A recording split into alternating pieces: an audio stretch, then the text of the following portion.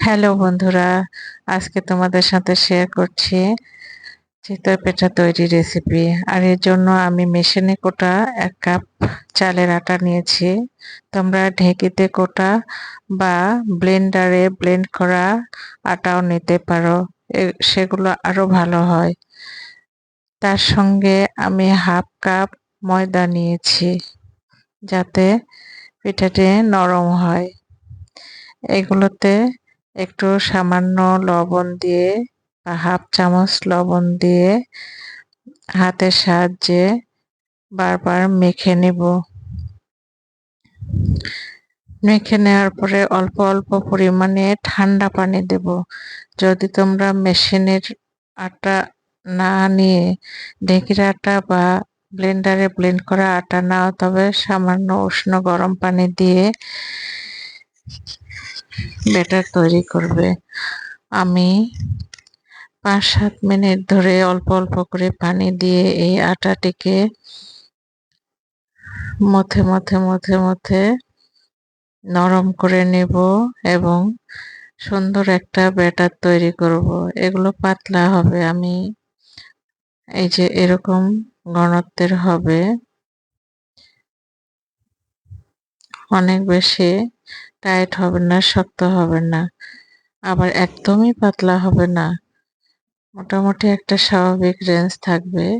তোমরা ঘনত্বটা দেখেই বুঝতে পারছো, এরকম থাকবে। বারবার হাতের সাহায্যে এটাকে মাখবো, এরপরে চামচের সাহায্যে এভাবে ব্যাটারটিকে ঠিক করে নিব। মাখানো শেষ হলে এটা যত আমরা এর ভেতরের তৈরি করতে পারবো, বুদবুদ তৈরি করতে পারবো, তত টেস্ট হবে, ফুলবে। এই যে কড়াই চাপিয়ে কড়াইয়ে আমি ব্যাটার দিয়ে দিয়েছি এবং চিতইটা মেলে দিয়েছি। চিতই হয়ে গেলে তোমরা দেখতে পাবে যে এটাতে উঠেছে। যদি ফোর ওঠে, সুন্দর ছোট ছোট ছিদ্র তৈরি হয়, তাহলে বুঝতে হবে যে এটা সুন্দর হয়েছে। আর যদি ছিদ্র না হয়, কাছাকাছি থাকে, তাহলে বুঝতে হবে যে এটা হয় নাই। যখন আমরা প্যানে এটা দিয়ে দিব, আটা দিয়ে দিব, তখন প্যান এবং চুলার তাপটা তীব্র থাকবে। তারপরে একটু পরে খুব কমে দিব, ঢেকে দিয়ে আস্তে আস্তে করে ফেলবো, তারপর নামিয়ে ফেলবো।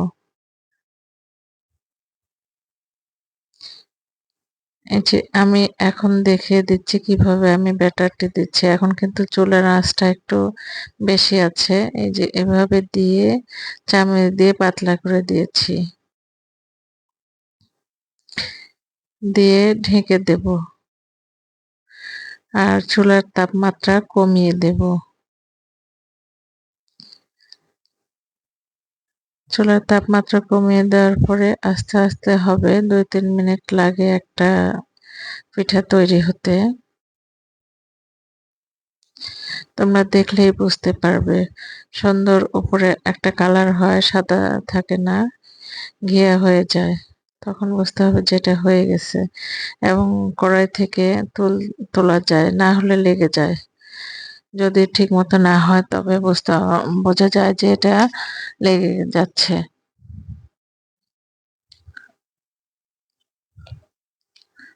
হয়ে গেছে আমার এটাও। হ্যাঁ, দেখো,